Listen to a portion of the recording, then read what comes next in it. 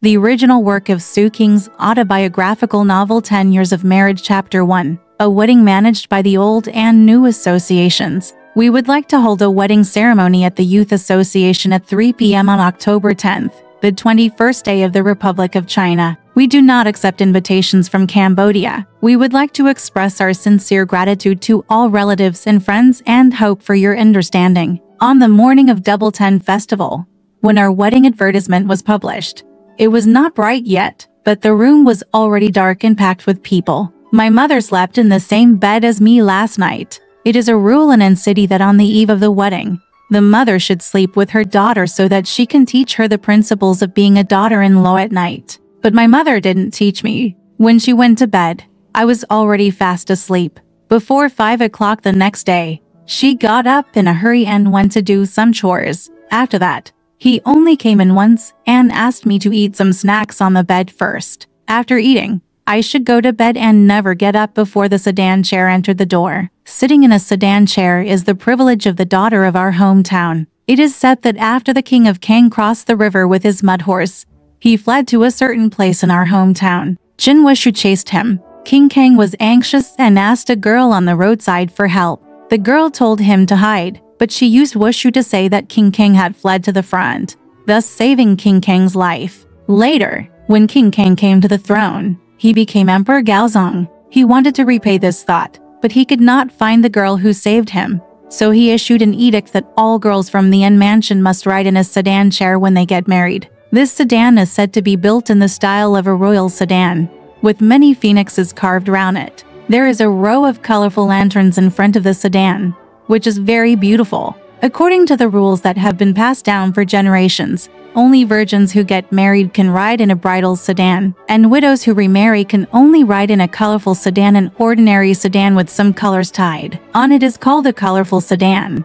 and are not allowed to sit in a bridal sedan. If a girl is unfaithful before marriage and pretends to be a virgin when she gets married and rides in a sedan chair, it is said that the god of the sedan chair will bring disaster. When the sedan stopped, the girl was so angry that she died. Of course, my mother believed that I was a virgin, so she insisted that I ride in the sedan chair and not give up this rare privilege. I felt that it was a bit unorthodox to sit in the youth club on the flower bridge to have a civilized wedding. But firstly, I was too shy to say it. Secondly, I was afraid that my mother might suspect that I had some ulterior motives, and thought that I was afraid that the god of the sedan chair would bring disaster. So in the end, it was up to them to take the initiative and sit in the sedan chair. The sedan chair was hired by the groom and brought to my house to welcome the bride. It was already noon when we walked in. I was anxious in bed because I hadn't gotten up all morning and I was in a terrible hurry to relieve myself.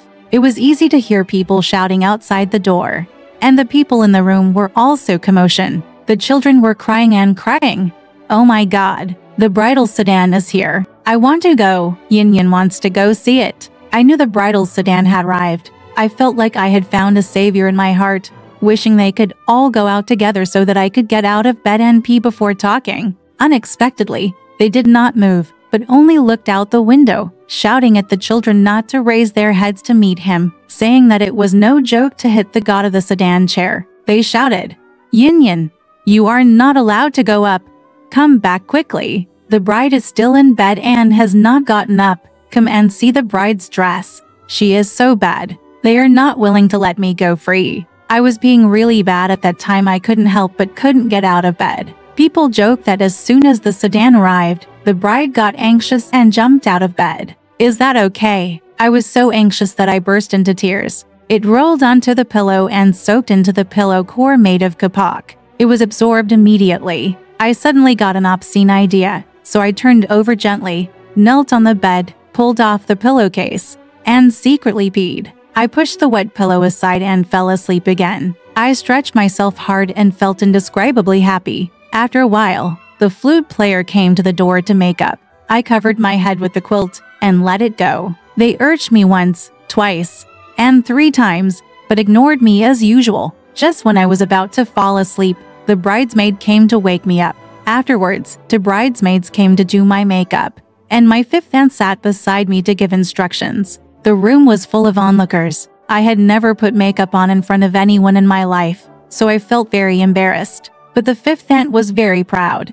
wishing that more people would come and appreciate it, because my bridal outfit that day was entirely her idea, and my mother has always trusted her, so of course she would not disagree. She said that although white is used for etiquette nowadays, she thought white was unlucky and advocated that it should be made of light red silk with red flowers embroidered on it. The gauze cover is also light red and looks a bit soft and intoxicating. The flowers in my hands are made of silk and are also light red. This is my fifth aunt's most proud masterpiece. She said that flowers fade easily and it is unlucky if they wither. It is better for her to make a bunch manually, which is both beautiful and durable. She really thought carefully about me. Everything was auspicious first and good-looking second. The wreath on her head was also pink, and on her feet were red satin shoes embroidered with mandarin ducks. It is said that these shoes are related to my parents-in-law, so they cannot be used. Change the color. I am short and small, so a pair of high-heeled leather shoes is indispensable. But my fifth aunt said, "You are young and don't understand, but these red satin shoes are very elegant. You can wear them on your clothes." The sedan chair should be replaced and kept. In the future, when your parents-in-law are 100 years old, you should take it out and sew it with mourning cloth, leaving a wide strip of red at the heel of your shoe. That will be the red light for your parents-in-law to go to heaven. If you wear leather shoes today, how can you sew on mourning cloth in the future? Wouldn't it force your parents-in-law to have to fumble in the dark to get to heaven? Red satin is red satin. After I finished dressing up, music started playing outside, and my brother came to carry me into the sedan. It is said that I should have cried loudly to express my unwillingness to get into the sedan chair, and my brother would have carried me over. But I didn't do this because it was too unfair to my brother. In fact, he would not force me to get into the sedan chair and get married. That is true. However, he still had to follow the custom of carrying me. He was so tired that the veins on his forehead swelled, and he finally carried me to the sedan chair while gasping for breath. I quickly got down and walked into the sedan chair. At that time, I could only hear the guests laughing. It was said that it was reasonable that I should not get into the sedan by myself, but that he should push me in. But now that I had gone in, I was embarrassed to come out again, so I had to sit down, lower my head and close my eyes, pretending to be a bride. Speaking of the rules of sitting in a sedan chair, my mother must have taught me. She said that once you are seated, you must not move. If you move, you must remarry. I didn't dare to move until the bridesmaid put a hot copper stove at my feet. It burned my calves almost to death. I couldn't help but move around and bump my butt countless times. As for whether I will remarry 3 times or multiple times in the future, that needs to be proven by facts. So the 4 bearers came up, closed the sedan door, and put the top of the sedan in place. The sedan was almost completely dark and stuffy. The copper stove under my feet was filled with bursts of heat, making me sleepy. I was afraid that I would suffocate and be wrongfully accused of infidelity. I sat alone in the sedan chair. It was said that there was a sedan chair god who kept me company. She was a hanged ghost. She was hanged in the sedan chair because she refused to accept the bully's robbery of her bride. Later, the emperor granted her a title and asked her to specially inspect this place. The chastity or otherwise of the bride in the sedan chair. She was perched high above my head at this moment, and if she found out that I was even slightly unfaithful, she would immediately put me to death. Although I was confident that she was definitely not guilty of execution, I was still a little afraid of her looking like a hanged person sticking out her tongue, so I closed my eyes and dared not look up. It was hot, stuffy, and dark in the sedan.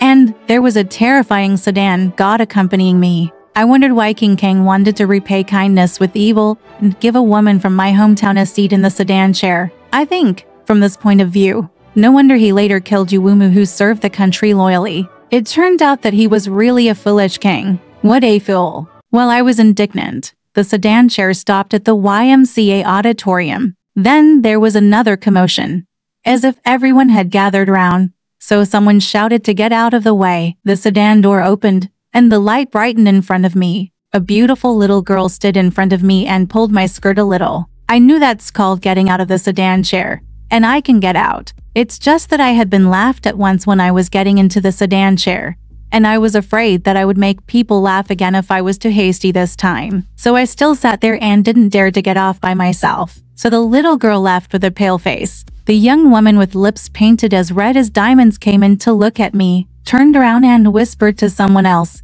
"This bride is from N City. She is dressed in Shanghai style." I heard this so harshly that I couldn't help but feel angry. Slowly, following the beat of the music, step by step, I reached the middle of the auditorium and stood still. What surprised me was that there was no groom in front of me who was waiting for me excitedly and covered. Instead, I stood still and waited for him, letting everyone comment and say how happy I was. Later, someone among the guests actually asked where the groom was hiding. Only then did I know that my groom did not follow the new rules before me. Instead, he followed the old wedding customs and hid in advance to express his unwillingness to worship, and asked people to find him and drag him out, so he had no choice but to force the ceremony. Although this rule was not his own, I somehow felt very unhappy about this idea. After waiting for a long time, my groom finally staggered out amidst the clapping of everyone. He stood to my right and heard a woman's voice calling him quietly. "I told you to hide too much. Why?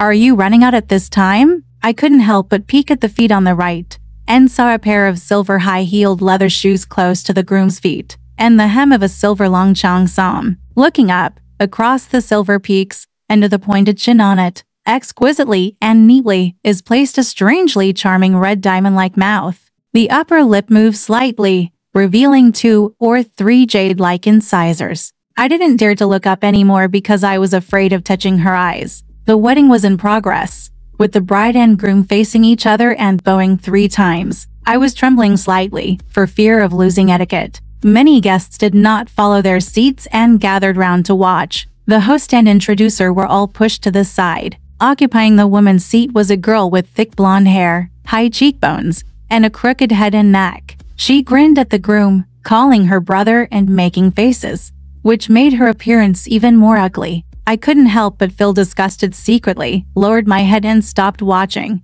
The wedding was over and we all stamped the marriage certificate. The witnesses and introducers have all stamped their stamps on it. Changshan and I are husband and wife who have been together for hundreds of years. He was only 20 years old at the time, and I was only 18. If we both lived to be 60 years old, we would have been husband and wife for 40 years. After the ceremony, the bridesmaid led me out, changed my makeup in a side room, and then re-entered the auditorium. This time Xian was there before me. He also changed into a long robe and a mandarin jacket. The servants spread out the red carpet and we stood on it to offer tea to the elders and relatives. First came the aunt, then the great-uncle, the great-uncle, and then the great-uncle, the great-uncle, the great-uncle, the great-uncle, etc. One by one, there were several widowed mothers. Women of all generations refused to come, saying that they were unlucky and asked the newlyweds to skip the ceremony. After the groom invited him again and again, he started to take the tea in the plate with tears in his eyes. The elders have seen it before, and the girl with the crooked neck turned out to be my sister-in-law. I couldn't help but steal a glance at Xian, trying hard to hold back my laughter. Xian never looked at me, but he seemed to feel this too, with a sly look on his face, somewhat embarrassed. The girl stared at me fiercely, her eyes bulging out, and although the eye circles were painted with green-gray color, they could not hide the problem of her red eyelids. She's such an ugly girl, I thought. Later, Xian's eye called the young woman in silver clothes to come up to greet him. She glanced at him with resentment and lightly said to him, "It would be a good idea for you to come and have some fun with me." As she said that, she raised her red chestnut lips. Her mouth pretended to be angry, but when Xian smiled, she immediately smiled. Xian turned around and spoke to me. As if speaking to himself, he said, "Forget it." Then he invited others to come up and greet us. There are so many relatives in his family, and it is already dark when they are not observing etiquette. So most of the people went to his house to have a wedding banquet, and only a few male guests who liked to eat shilai stayed at the youth association to take care of their own meals. When we went home, I sat in 2 official sedan chairs with the Xian. He was in front, and I was behind, and they were carried all the way to the main house. The house was still decorated with lights and played, and it was very lively. My dowry was displayed in colorful colors for the female guests to criticize. They criticized the exquisite embroidered pillowcases that my 5th aunt gave me, and the various furnishings that my mother had bought with great effort. From time to time, jealous and sneer words came into my ears, and I wanted to run over and pinch them right away. Mouthen told her loudly, "Those things are mine, not yours. What kind of nonsense are you being asked to criticize? But I am a well-educated daughter after all. I dare not do this." Look at them becoming more and more bold and criticizing my appearance, especially the young woman in silver clothes who kept whispering when she walked by me. He said to the girl who tilted her head and neck, "Although the bride's face is not ugly, she is too short. No, it doesn't match your brother. She is slender and she is laughing at me for being short."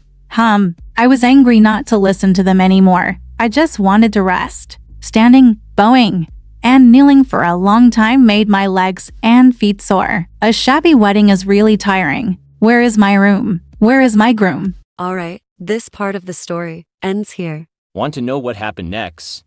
Let's listen to the breakdown next time.